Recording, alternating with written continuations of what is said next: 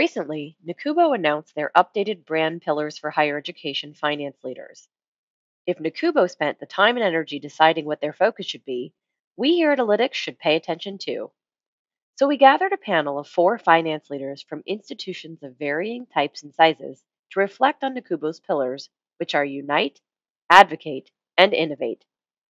Let's listen to how the discussion unfolds as these leaders share their perspectives.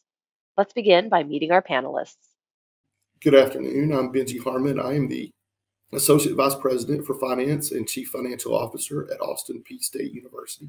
I've been in the role here about 3.5 years. I joined after a 14-year stint at Western Kentucky University. And Austin Peay State University is a small, comprehensive institution in the state of Tennessee system. We have approximately 10,000 students, and we're located about 40 miles north of Nashville, Tennessee. Thank you. I appreciate the opportunity to be with you today. My name is Brian Elmore. I'm the Assistant Vice President for Budgets and Business Operations at Auburn University, and that role is really mainly as the Chief Budget Officer for the institution, although there are a few other things that are under my portfolio. Auburn, certainly well known for its athletics, but it is a large public research institution, land grant, sea and space grant as well. So I've been here at the institution for a little over 16 years and have been in the budget area pretty much my entire time here. And so again, I just appreciate the opportunity to participate. Hi there, I'm Lori Beatty. I'm the Vice President for Finance and Administration and CFO at Tarleton State University. I've been here at Tarleton 11 years in various roles and a little over 2 years in the Chief Financial Officer role. Tarleton is a public regional university in the Texas A&M University system. We're located about an hour southwest of the Dallas-Fort Worth Metroplex. We have 14,000 students across 5 instructional sites, and we're R2 from a research perspective in our 2nd year of reclassification to Division I athletics. Hi, hello. I'm Matt DeFore. I'm the Director of Budget and Financial Planning at Samford University. Been in this role 13 years.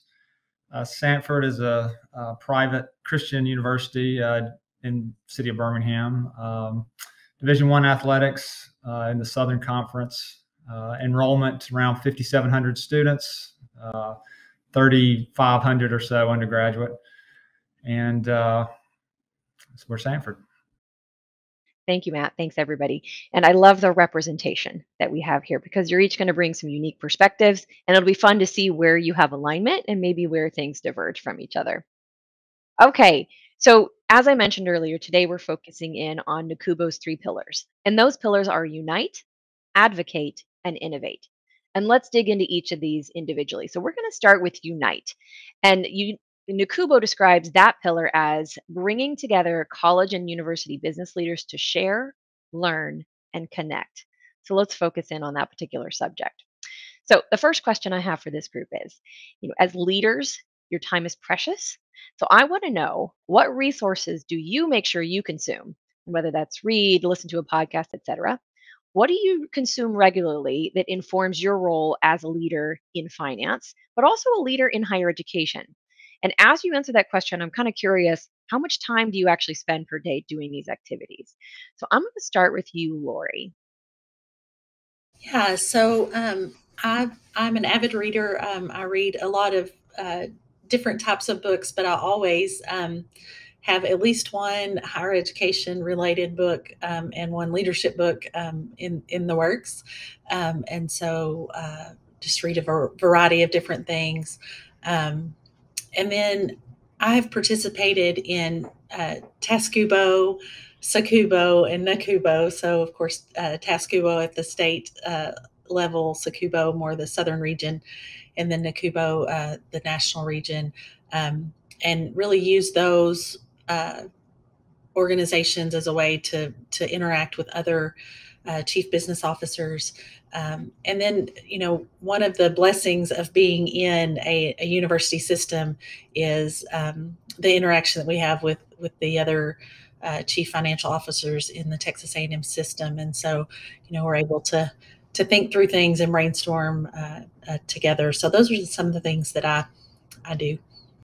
Yeah, that's a good point about being part of a system, as you have that built-in network right there, and then beyond to things like NACUBO and NACUBO, et cetera. And I'm curious, Lori, what do you set aside a portion of your day, your week, et cetera, to kind of focus in on that networking and learning component? We have quarterly CFO meetings within the A&M system, and so that is a regular routine that's helpful. And then beyond that, read daily, usually in the evenings.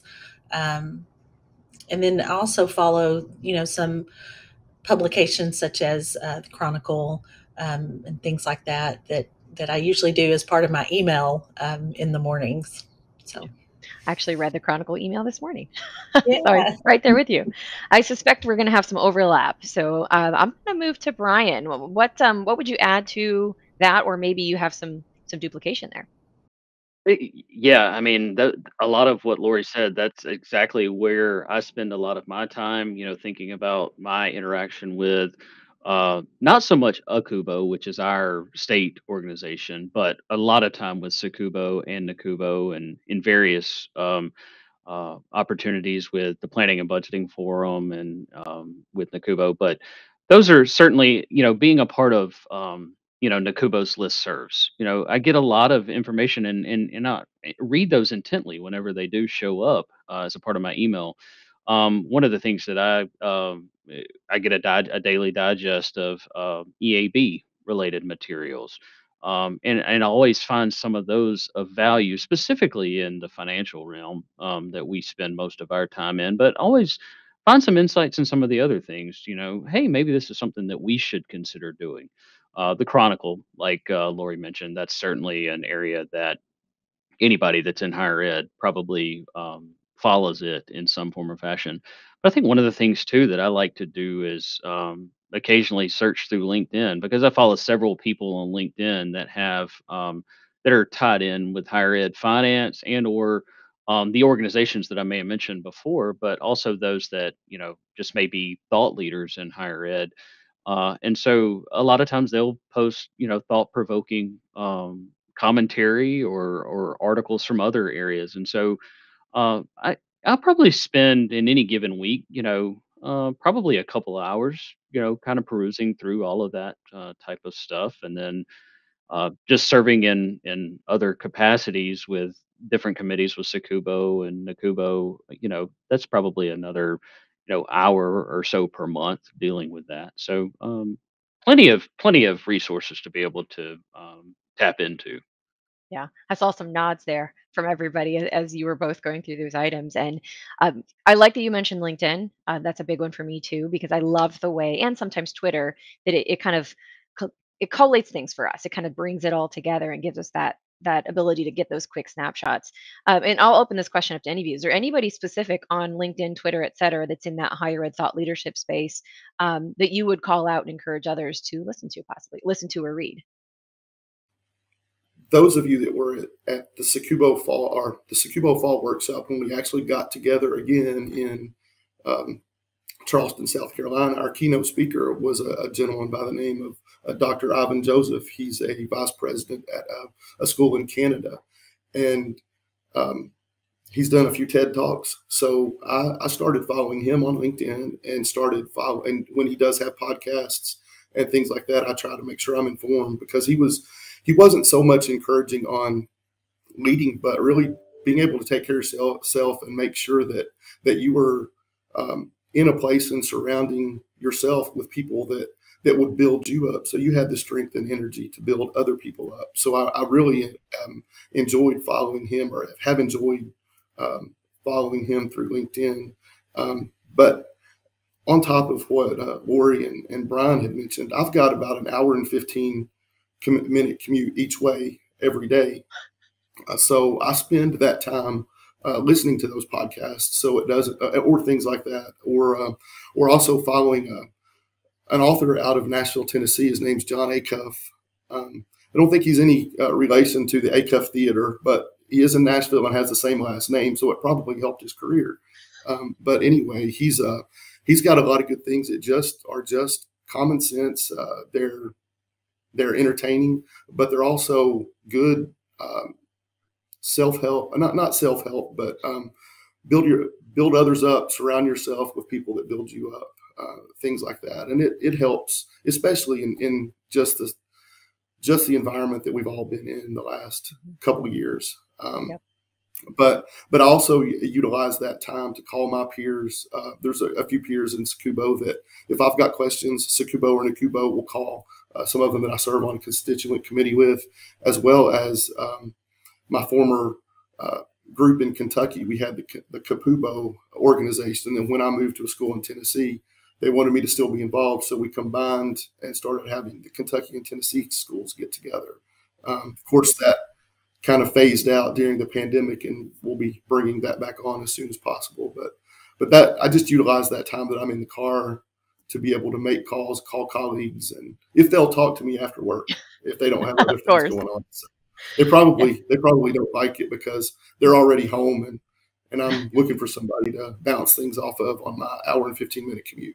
Yeah. Need to coordinate with those folks that are in time zones west of you, and then they'll Yeah, still be in their that's working true. hours. But yeah, I've been the Oh, beneficiary of your commute time before and had the opportunity to that's chat with right. you. So it Just a works couple for weeks me. ago. Yeah, of course. So Kim, I'm going to use, yeah, go ahead, Matt. I'll add two quick things. It's amazing how often you'll hear things about the higher ed space just without even looking. Just this morning coming in, the Freakonomics Radio podcast is a favorite of mine, and they're starting a series on what is college for, and that is with a financial kind of focus. So real helpful. And there's all kind of books, especially with what I do as far as communicating numbers. And just recently, Making Numbers Count.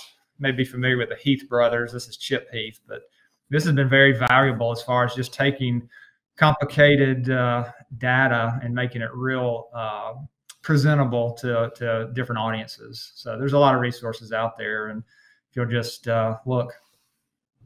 Awesome. I love that addition. And I love that we probably all have books similar to that are close by, like really Yeah. close to the desk where you're sitting right now. I love that. So I think this ties nicely to my next question for you all. As you are seeing this, sort of curated content coming together through LinkedIn or Twitter, or consuming news in different ways via podcasts, et cetera, that kind of brings together, the challenges that we're facing in higher ed, because that's of course featured quite a bit in the information that we are consuming. So whether it's something you are individually experiencing at your institutions or that you're reading about, I'm curious, what do you think is the biggest challenge that higher ed is facing right now? And kind of going along to that pillar of unite, how do you work together with your peers, either at your institution or as a collective, to really overcome these challenges? So, Matt, I'm going to start back with you. Let's go back to kind of what you're experiencing in your role at Stanford. Yeah, interesting times here. We have a new president, Dr. Beck Taylor, and then we had a number of retirements at the VP leadership level. So you have a whole new crew that are dealing with many of the same challenges that our institutions are facing: the aging campuses, the enrollment challenges as far as enrollment management, and the tuition discounting that is so important as far as attracting students and the financial aspects. So a number of things on the plate of our new leadership as they move forward. And I think I can already see it as far as just a transparent discussion across all aspects of the campus, the student services piece, advancement and fundraising, and then all our academic, our 10 schools.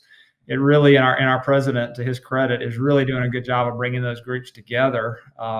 We're also in the process of redoing our strategic plan. It's been 8 years. It was time for that as well. So exciting time to kind of think about these challenges and where Sanford will go over the next 8 years. Yep, I love that. Brian, what would you add to that, or reiterate that Matt mentioned?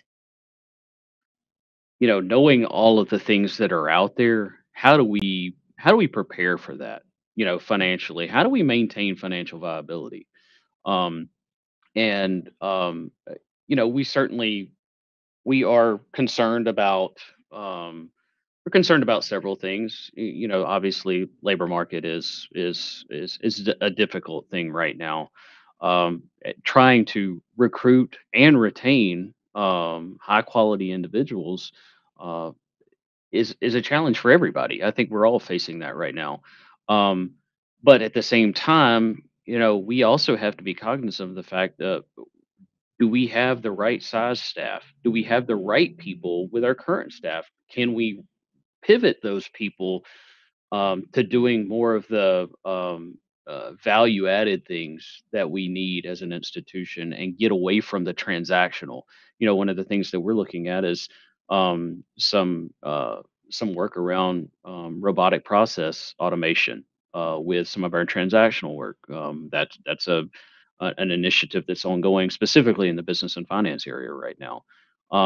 In order to repurpose those resources towards the value added things that I mentioned. So that's an area that we see a lot of opportunity um, to prepare for a. We talk about the enrollment cliff. I mean, we think we might have an employment cliff coming soon because we're able to kind of do some data analytics and determine that right now we have 13% of our regular workforce could walk out the door and retire right now. And within 5 years, that's 25%. We can use that as an opportunity to maybe um, uh, kind of change some of the things that we need to do to further ourselves down the road, or we see it as a warning sign that we need to be prepared. And so that's the biggest thing that I see. Well, I like how these things tie together that the two of you just mentioned. Matt, you were talking about, you used a lot of really great words like, transparency and conversation, and the president's working really hard to bring people together, and all that's kind of leading to that work that you're doing on the new strategic plan. But then, Brian, we take the metric that you mentioned about 13% are basically retirement eligible and going to go to 25. So when you take data, look at what the possibilities are, but then be transparent about it.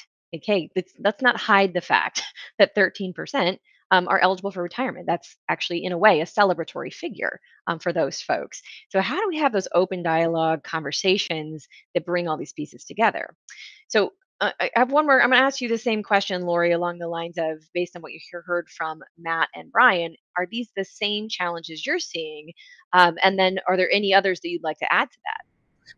Sure. So I really appreciated the comment Brian made about how do we focus less on the transactional, and I think that that is something that has really been top of mind for me recently. Is how do we, as a division of finance and administration, become less of a roadblock and more of an enabler?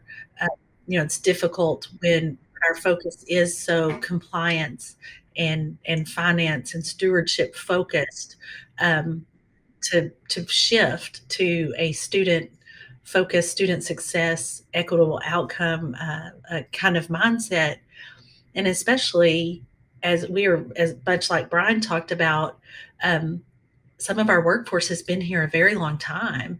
And so we've done business the same way for so long, that, we have a lot of great people with a hesitancy to change, and not because they're defiant or unwilling to be forward thinking. They just don't necessarily have the skills to do that. We haven't taught them over time to do that because higher ed has operated the same way for so very long. And so, really trying to figure out, how do we be more strategic? How do we enable student success as a division of finance and administration? And one thing that I'm really excited about working with my peers is a grant through NACUBO, that is looking at how do we combine financial management and equitable student outcomes. And there are 26 institutions across the nation participating in that grant. And the key, I think NACUBO was very wise in the way that they structured this, in that the main point of contact at every institution is the chief business officer. And then we are responsible to create on our campus a cross-functional team to have these conversations. And so it's really allowed us at Tarleton to open up some of those, as Matt mentioned, some of those lines of transparent conversation around this concept of how do we be less transactional and more strategic. Yeah. Now, Lori, you crossed right into my next question a little bit, which was great. And that was, this can kind of be a downer conversation sometimes when you talk about the challenges that we're facing, but you turned that right around quickly and said, okay, here's some optimism on the other side of that. So I'll kind of open that up to all of you. When you think about these shifting tides that you all referenced, higher ed's trying to make these changes, how do you remain optimistic? Not just with yourself, but those around you that you're leading. Anybody in particular want to answer that? I will share just from a discussion yesterday. I was in a meeting with our provost, and of course we have to get into the weeds of the numbers, and he was quick to point out, and he's a business person, and his background, so he loves the numbers and wants to get into them, but he was real positive in just talking about what's that the end result, our mission ultimately, and the student, and how it's maintaining this balance of managing finances and making hard decisions related to finances, while at the same time being optimistic about what we're here to do, which is support our students and send them out into the world prepared. So it was encouraging to me to hear how he framed that, and it helped with our discussion as we were talking about some hard things with this upcoming budget year. Yeah, keep your eye on the mission. Absolutely. One of the things we're doing at Austin P, when I joined about 3 years ago, we had just hired a new dean of our College of Business, and we'd both he had come from a school in Oklahoma. Of course, my original background is public accounting, where I was involved with student recruiting. And one of the things that an early discussion that both of us noticed was that our career services here only had local businesses in Clarksville, Tennessee. Major banks, major CPA firms, major law firms, major organizations are headquartered in around Nashville, 40 minutes away from us. And we were trying to recruit students from Nashville and tell them we've got relationships with businesses in Clarksville. That doesn't work. I think he and I started a process where I'm using my contacts from my years in public accounting through NACUBO, through NACUBO, through the external auditors that we use, the firm that I worked for, and a lot of bank relationships that I had, to get him involved, to introduce him, to get those organizations involved in our business college. And we've started to do some things there where we've brought in some internships, and we've got some employers that are now actively recruiting here. And it was always looked at our campus that, well, we serve Clarksville, Tennessee. Well, no, we don't just serve Clarksville. We can't recruit students outside of Montgomery County, Tennessee, if we don't provide job opportunities for students outside of Montgomery County. So one of the things that we tried to take that focus, or at least we're trying to lead through the College of Business, and me supporting him as the CFO, to move that definition of what student success is from progressing from 30, 60, 90 hours to a certificate that says you completed a college degree, to actually having a meaningful career, a meaningful job offer. One of the best things that my alma mater did, 20, 25, 30 years ago, was I had a job in hand the September of my senior year, just through campus recruiting, and to come here and see none of those organizations recruiting from our business college.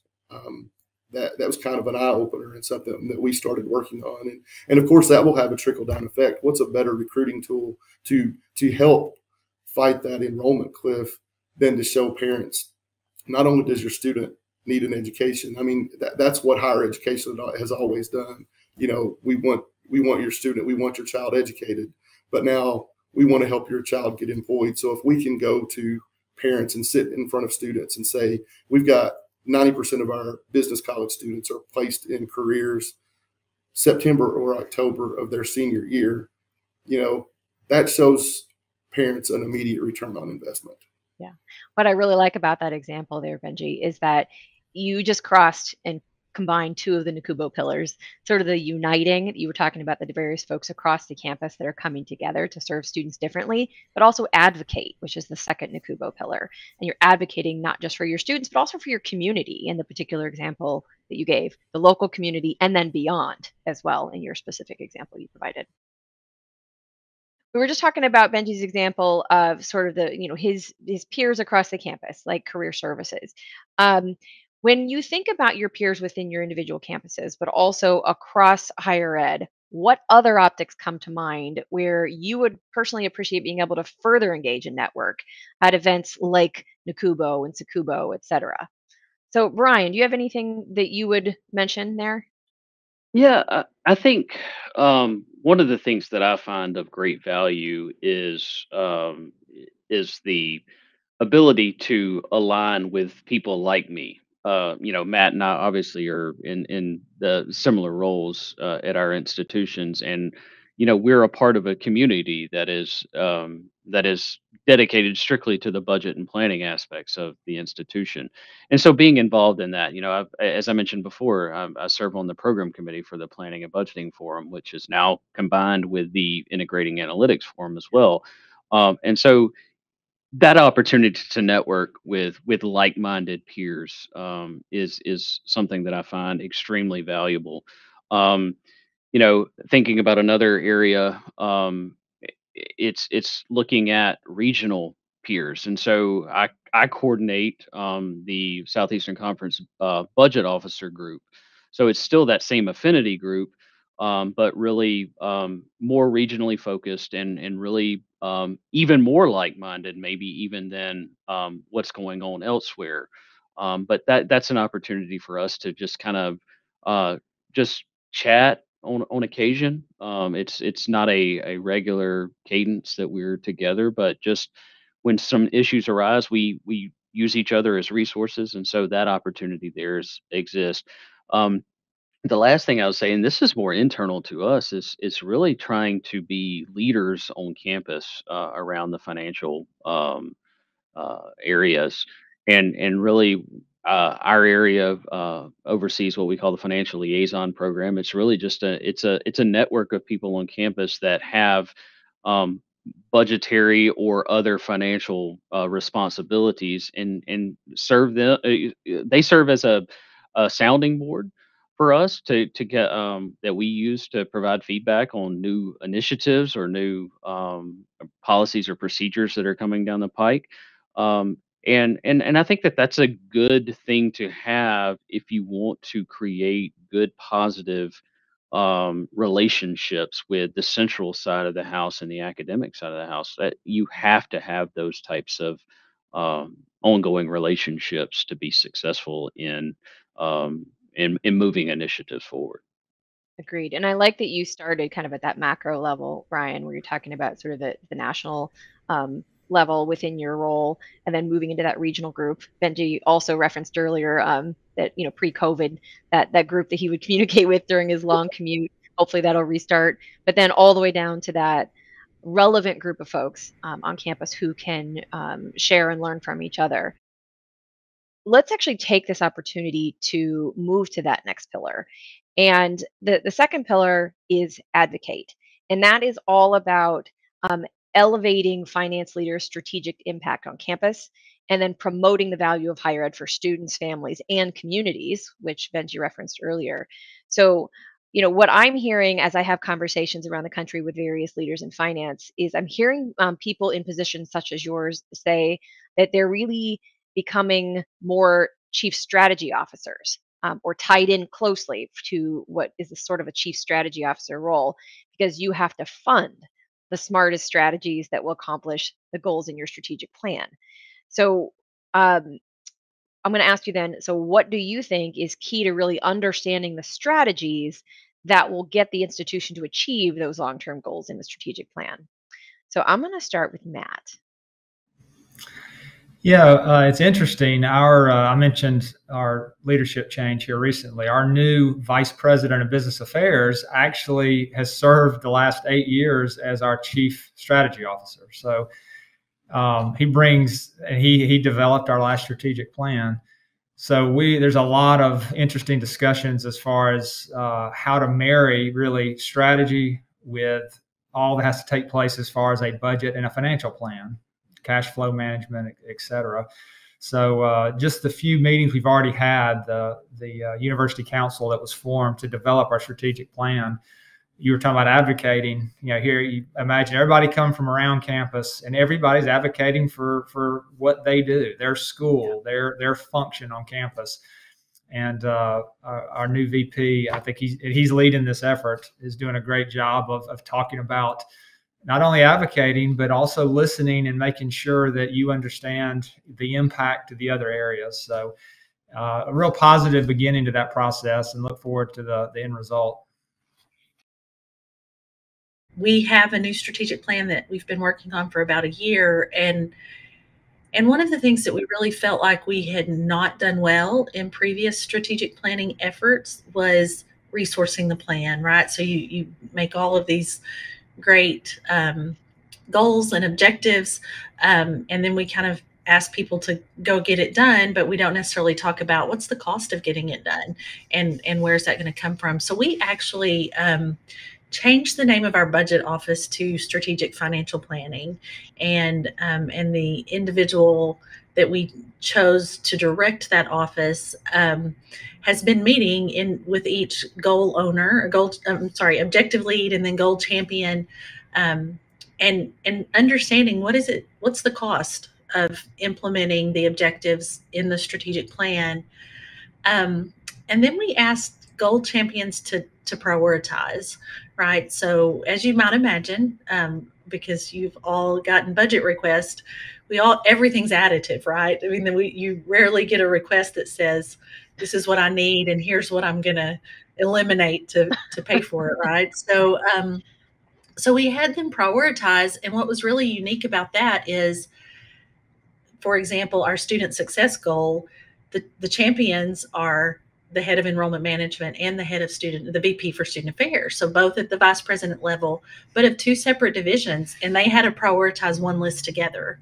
So they had to have those trade-off conversations about really what was most important between enrollment management and student affairs. So we're still in that process. We have not made a final decision about what of those things to fund, but it's been very interesting to see that kind of next level of collaboration in an effort to break down some silos, because in previous years, each, I think as Matt alluded to, each division or department comes to the table with their wants and needs, and really advocating for just their piece of the pie. And so this has allowed us in some ways to remove some of those silos. And then the other thing I would just mention, that when you said what's the key to really understanding, I think we have to talk about data. And we talk at our institution about the difference between being data driven and data informed.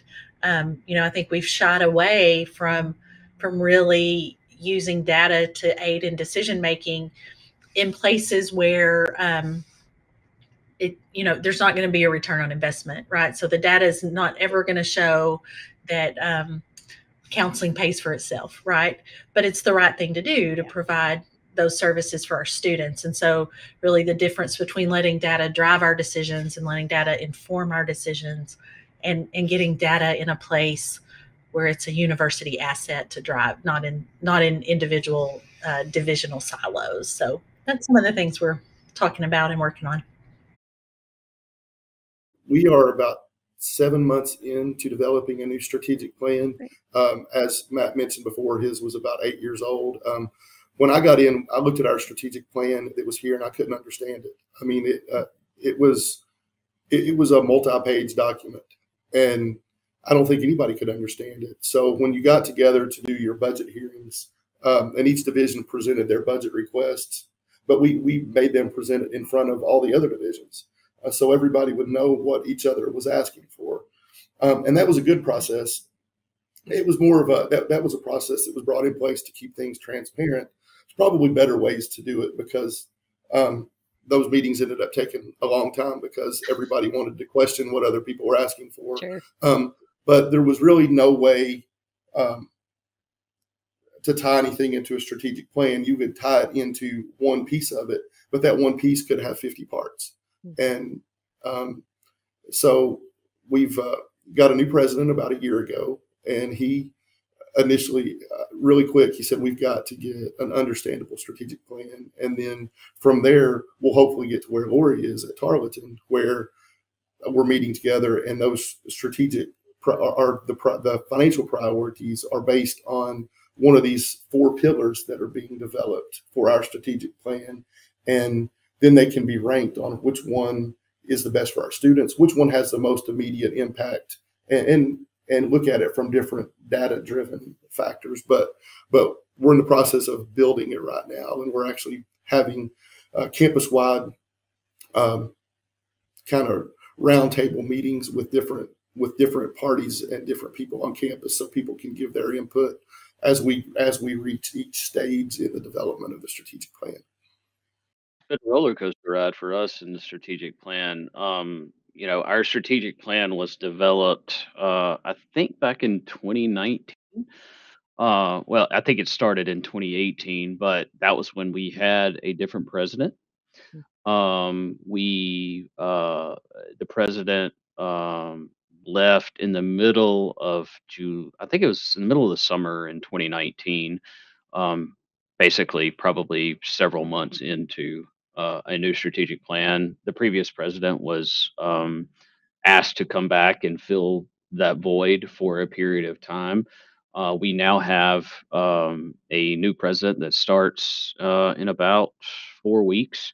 Um, that, but fortunately, that president is an internal person that understands and has been at Auburn for 20 I think 28 years, so he understands Auburn and its culture. So what has happened is we've continued operating with the same strategic plan the entire time, with the new as we finish up this, the strategic plan, I think is scheduled to go through 2024. Our incoming president wants to maintain at least some semblance of that. And then we will probably start the process again. Now, one of the things that I would say that while I'm somewhat tangentially involved in the strategic planning process, I know what the role of the CFO has to be as an active listener in that, but also I think one of the key things that someone in that role has to have is the ability to discern um, what is a want versus what is a need. That's a challenge. I think hearing Lori and Matt talk about their budgeting process. Well, people will come to the table and say, you know, and basically provide you a laundry list of wish list items, and do they really um, uh, get at the achieving the goals that are set forth in the strategic plan? I think the way that our budget is now structured. The resources flow to those that generate the revenues under the RCM methodology. And so they have the ability and the autonomy to kind of think about those things, but they need to think about what the financial impacts of that are. But it's also that CFO's responsibility to make sure they understand the impacts of that. You hire, you know, 10 new faculty. Well, you're hiring 10 new faculty that you're probably going to be paying for the next 40 years. Are you capable of doing that with the resources you have? So I think that that's an important part of what anybody in a business role can bring to the table is that ability to see through the ask and know um, where compromise can occur to make those goals achievable at the end of the day.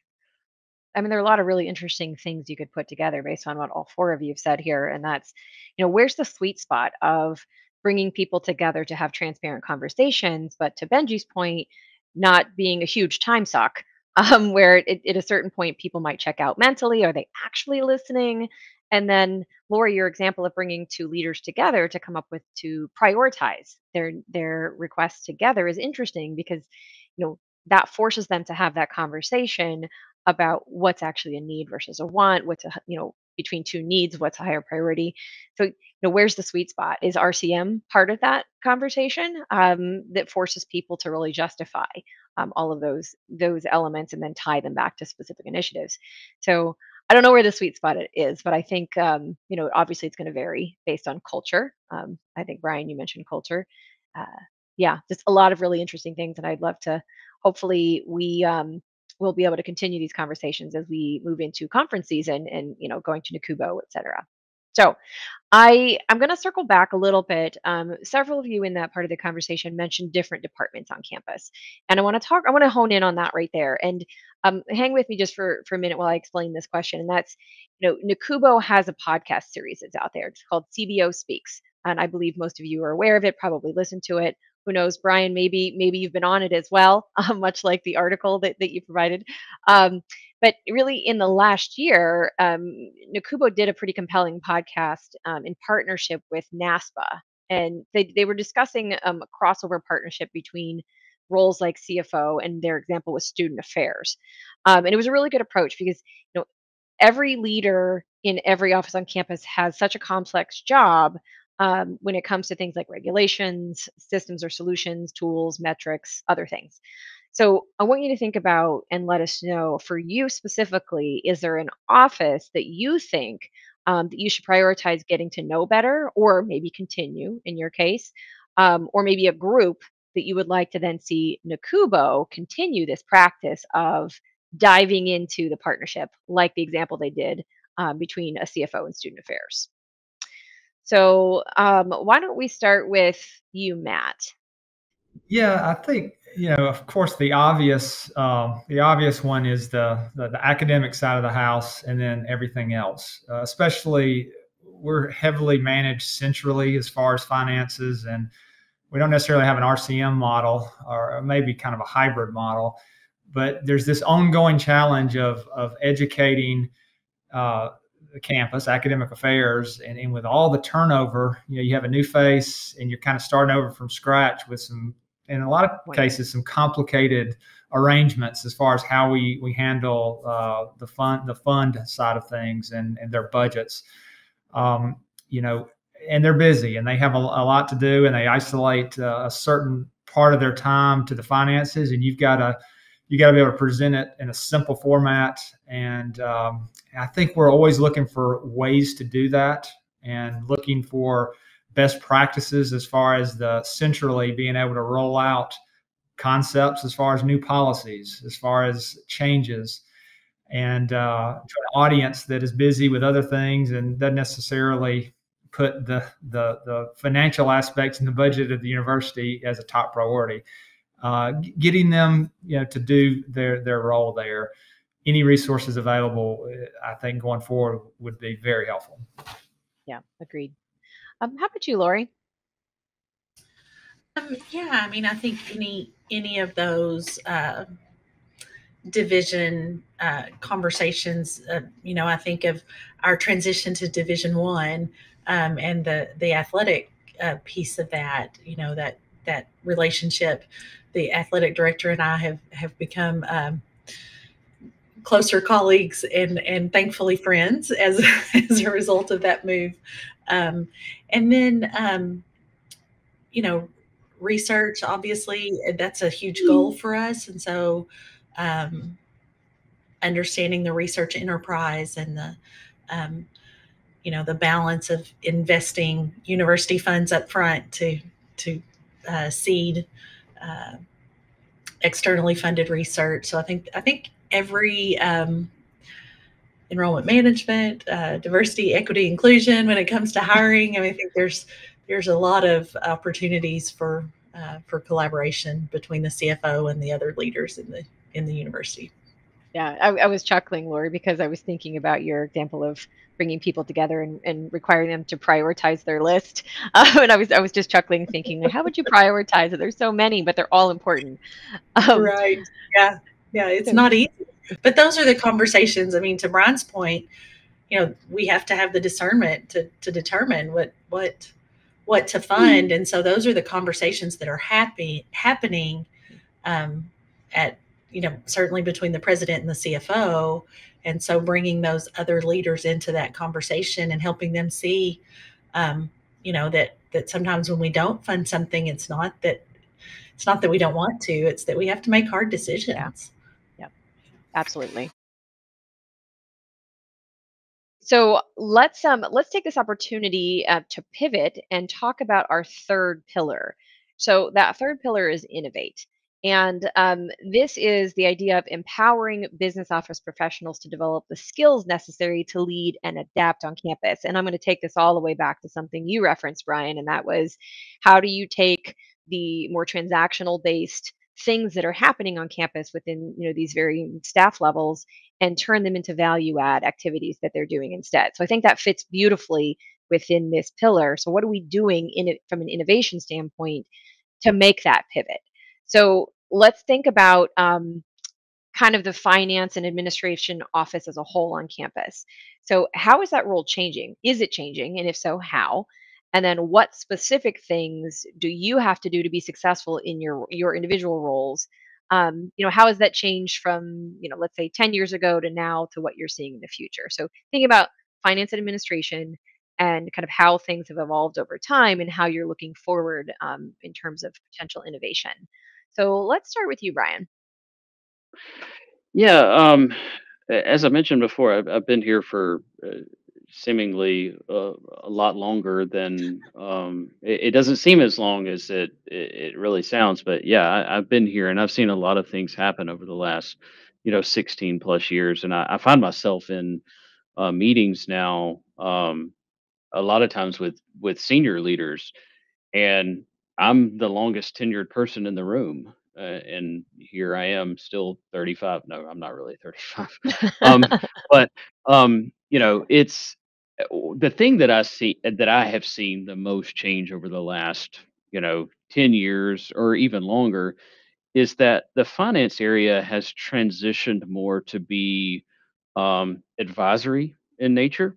Um, and really trying to be more collaborative with the campus as a whole, and not really be seen as the impediment to the success of the campus, by being the gatekeeper, if you will, of everything. And I've always been in the budget role, as I mentioned before. I didn't really have to play the bad guy, if you will. I mean, we always really get to play kind of Santa Claus more than anything else. We're not an office that is heavily compliance oriented, so we don't have to say no. We can say yes more often than not. We need to say yes, we can do that, but here are the downstream impacts of that. What can we do uh, to meet somewhere in the middle to make sure that our end game of financial sustainability and success towards goals are met. And so we're able to do that. And I think that's the biggest change that I have seen over the last several years is just that willingness, and it's happened a little bit more just as attrition through retirements in the director roles in business and finance. There's a lot of people that are willing to try new things and really be more collaborative and really try to fix policies and procedures that we can fix to make it more easy to do business with Auburn University, or to handle transactional work on campus. And so that's the biggest thing that I've seen is that the willingness, the walls have somewhat been broken down with retirements of persons on campus that have really allowed us to really be uh, uh, innovative in our thought process.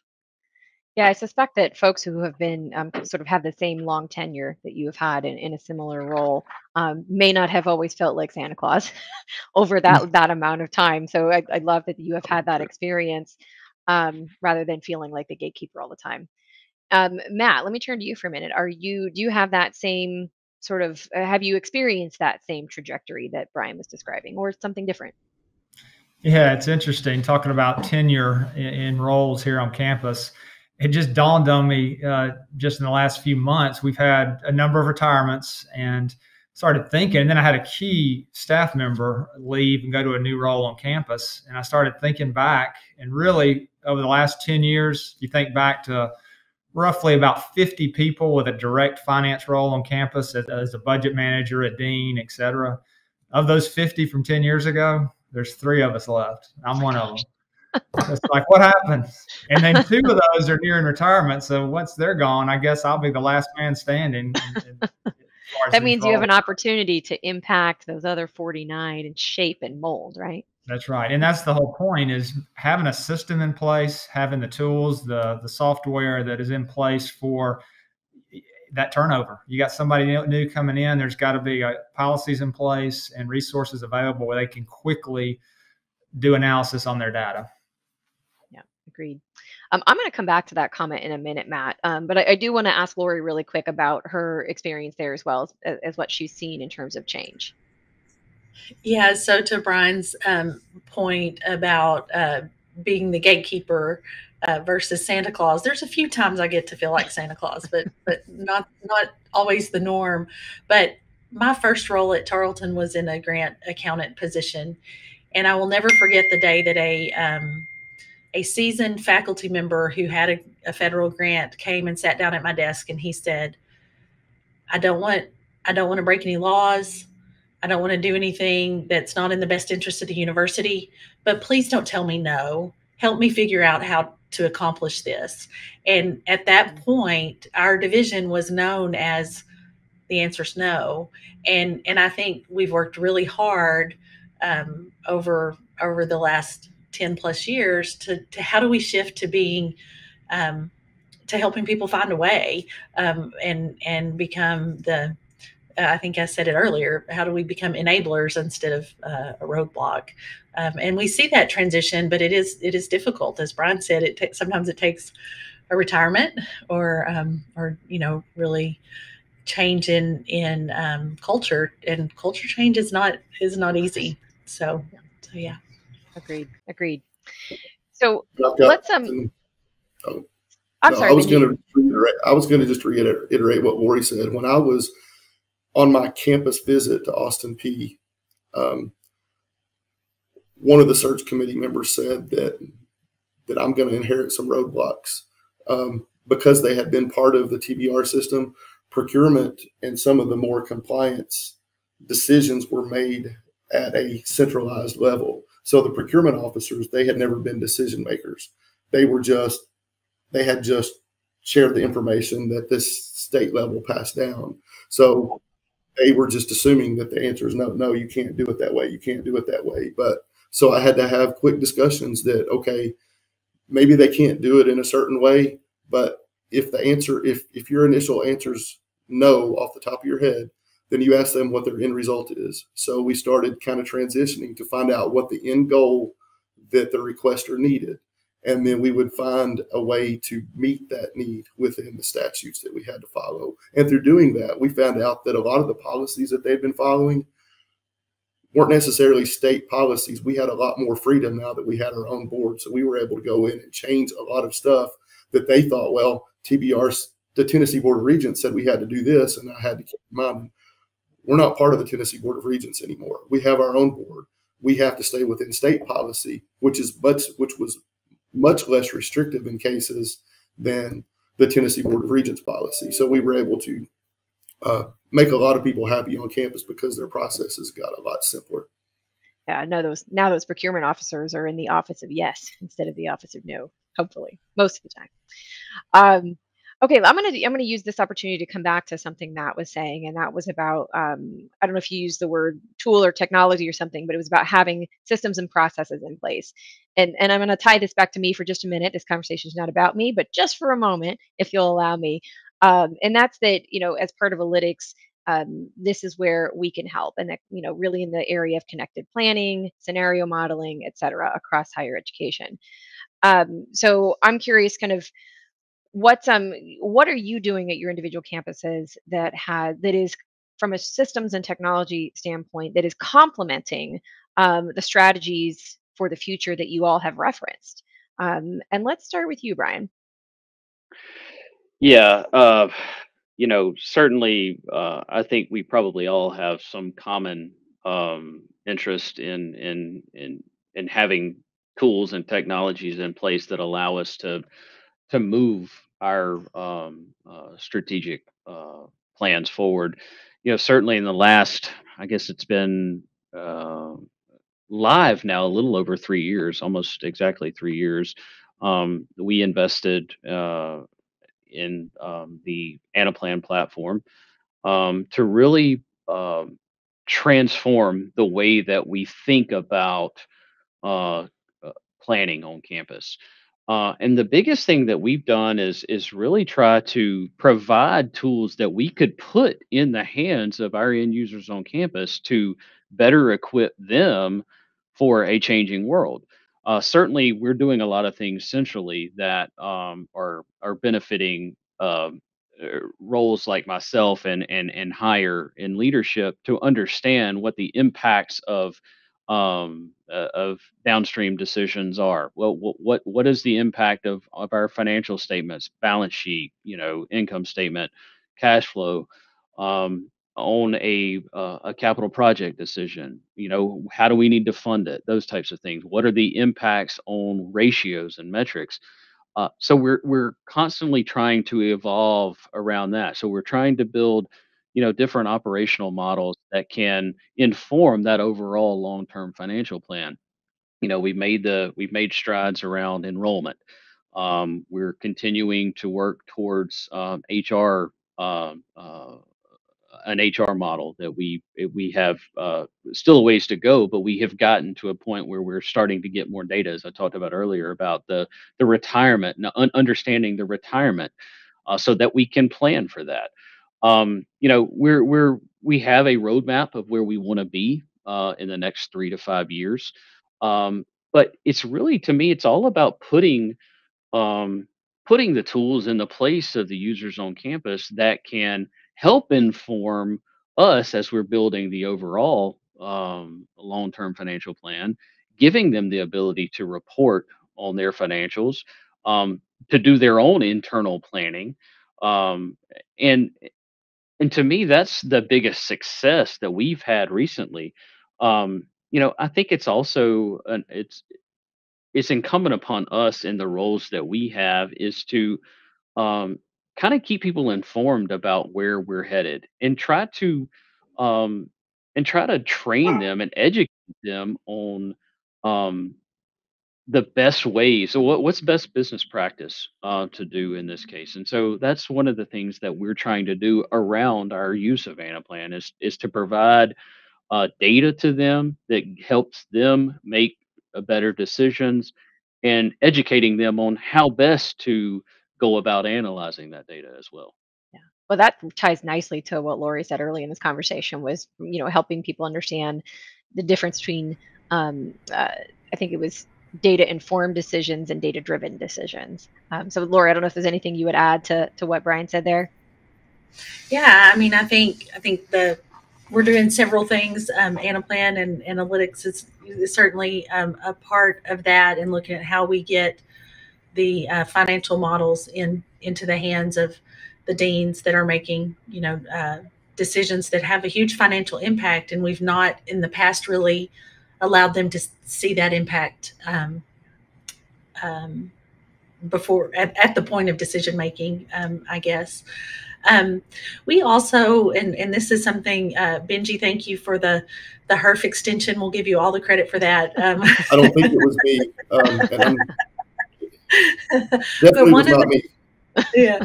One of the things that we use some of our institutional HERF funding for was really how do we be better prepared financially in the future for a disruption such as COVID. And so we have invested some dollars with Huron and doing some consulting and looking at some of the um, data strategy and making sure that we have the data at our fingertips to pivot. I don't know about you guys, but that was a bit of a struggle for us during COVID to be able to get the updated data quickly enough on class sizes and rooms and those sorts of things to be able to pivot to provide for social distancing. So some efforts like that to have data more readily available to the right people at the right time, and then through Anaplan to be able to show the impact of our decisions. Absolutely. So thank you all for talking through those three pillars with me very much, and your candor. It all goes back to transparency, which I very much appreciate, and our listeners here will as well. I'd like to wrap up asking you all one simple question, and you all get one sentence to respond. So here's my question, and that's, what is something you are looking forward to? So think, in terms of what are you optimistic about? So thinking about the remainder of this year, what is something you're looking forward to? One phrase, one sentence. So I'm going to start with Brian. As I mentioned, we've got transition going. I'm looking forward to seeing what additional uh, things may transpire over the next 8 to 12 months. I mean, I think we've got a lot of change coming, and so it's an opportunity for resetting the needle for us, I think. Reset the needle. I like it. Okay. How about you, Matt? Yeah, mentioned the strategic plan. I'm looking forward to clarity as far as our the next 3 to 5 years, as far as decisions go. Clarity. Clarity. I love it. Okay, Benji. I'm going to be funny with this one, but I want all of my vacant positions filled before year end. It's perfectly relevant and funny. I love it. And last but not least, Lori. Yeah, so I'm going to keep this in one sentence, right? So I'm just looking forward to continuing to move forward and make a difference. And we'll get to see that here in a few weeks when we have graduates cross the stage. And so it'll be a good reminder of why we do what we do.